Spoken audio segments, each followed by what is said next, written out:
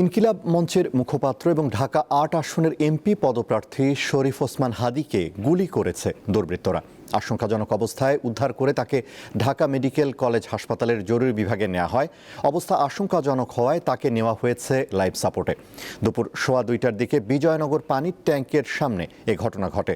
সঙ্গে থাকা তার এক সহকর্মী জানান, জুমার নামাজের পর স্থানীয়দের সঙ্গে কথাবার্তা ও কুশল বিনিময় শেষে রিকশায় সোহরাওয়ার্দী উদ্যানের দিকে যাচ্ছিলেন হাদী। এ সময় অজ্ঞাত বন্দুকধারী মোটরসাইকেলে এসে ওসমান হাদীকে লক্ষ্য করে গুলি চালায়।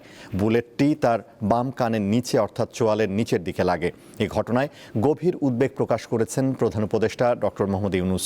প্রেস উইংয়ের এক বিবৃতিতে তিনি আহত ওসমান হাদীর সর্বোচ্চ চিকিৎসা নিশ্চিত করতে সংশ্লিষ্টদের প্রয়োজনীয় সব ব্যবস্থা গ্রহণের নির্দেশ দেন। পাশাপাশি আইন শৃঙ্খলা রক্ষাকারী বাহিনীকে দ্রুত ও ব্যাপক তদন্ত চালিয়ে হামলায় জড়িত সবাইকে শনাক্ত করে আইনের আওতায় আনার কঠোর নির্দেশ দেন প্রধান উপদেষ্টা।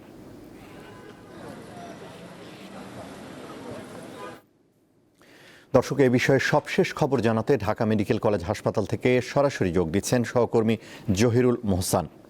মোহসান, ওসমান হাদীর বিষয়ে সবশেষ কি তথ্য রয়েছে আপনার কাছে? আমাদের বিস্তারিত জানাবেন।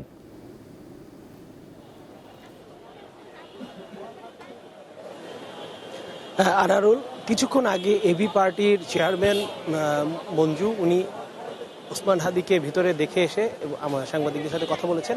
উনি জানিয়েছেন যে ওসমান হাদীর বেশ কিছুক্ষণ আগে ওনার আসলে কানের নিচ দিয়ে মাথার মস্তিষ্কে যে গুলিটি আটকে ছিল সেটা বের করা হয়েছে এবং তার অবস্থা আসলে এখনও আশঙ্কাজনক। তাকে আসলে উন্নত চিকিৎসার জন্য সিএমএইচে নেওয়ার একটা পরিকল্পনা করা হয়েছিল, কিন্তু তার শারীরিক কন্ডিশন যে অবস্থায় রয়েছে সেই অবস্থাতে তাদেরকে আসলে এখন সিএমএইচে নেওয়া সম্ভব নয়। এছাড়া আমরা তারপরে আসলে এখানে এনসিপির আহ্বায়ক নাহিদ ইসলাম এসেছিলেন।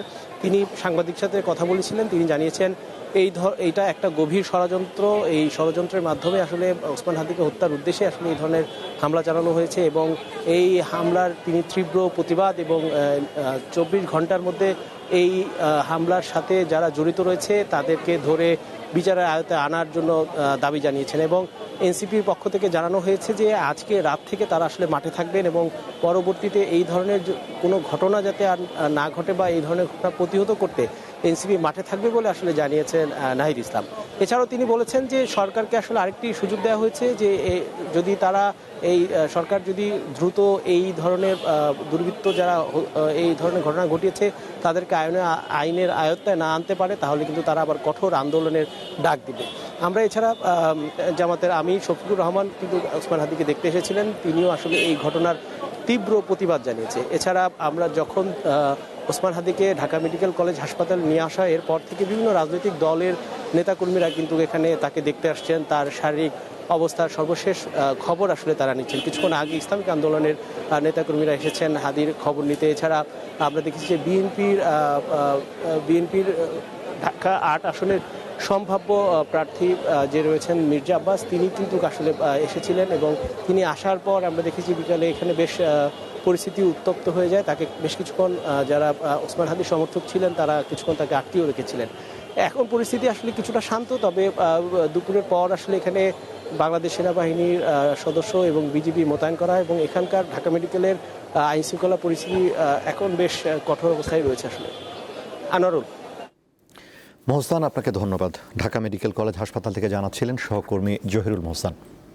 দর্শক, এদিকে আমাদের আরেক সহকর্মী স্বস্তিকা সিংহ রয়েছেন ঢাকা বিশ্ববিদ্যালয়ের টিএসসিতে, সরাসরি যোগ দিচ্ছেন তিনি। স্বস্তিকা, ওসমান হাদীকে গুলির ঘটনায় বিক্ষোভ করছেন শিক্ষার্থীরা, তারা কি বলছেন আমাদের বিস্তারিত জানান। আর সেই বিকালের পর থেকেই কিন্তু ওসমান হাদীর এই ঘটনাকে কেন্দ্র করে এবং তার ঘটনার যাতে সুষ্ঠু তদন্ত হয় এবং যারা এই ঘটনার সাথে যুক্ত রয়েছেন তারা যাতে খুব দ্রুততার সাথে তাদের পুলিশ প্রশাসন যাতে ধরতে পারেন, এই জন্য কিন্তু বিভিন্ন ছাত্র জনতার ব্যানারে বিভিন্ন সময়ের মধ্য দিয়ে সবাই কিন্তু এসে আন্দোলন করছে এবং বারবার কিন্তু অন্তর্বর্তীকালীন সরকার যারা রয়েছে তাদের দিকে সজাগ দৃষ্টি দেওয়ার তারা চেষ্টা করছেন যে যাতে এই সরকারের থাকা অবস্থায়ও কিভাবে জুলাই আন্দোলনের সম্মুখ সারির যোদ্ধা ছিল ওসমান হাদি, সেই একটি জায়গা তারা বারবার তুলে ধরছেন। পাশাপাশি কিন্তু তারা কর্মসূচিও দিয়েছেন। আমাদের সাথে যুক্ত রয়েছেন এই ছাত্র জনতার ব্যানারে, আমরা তার কাছে আসলে জানতে চাওয়ার চেষ্টা করব যে তাদের পরবর্তী কর্মসূচি কি হবে। ভাই, আপনাদের পরবর্তী কর্মসূচি বা কোন পদক্ষেপে যাবেন যদি একটু জানতে চাই। আচ্ছা, ধন্যবাদ।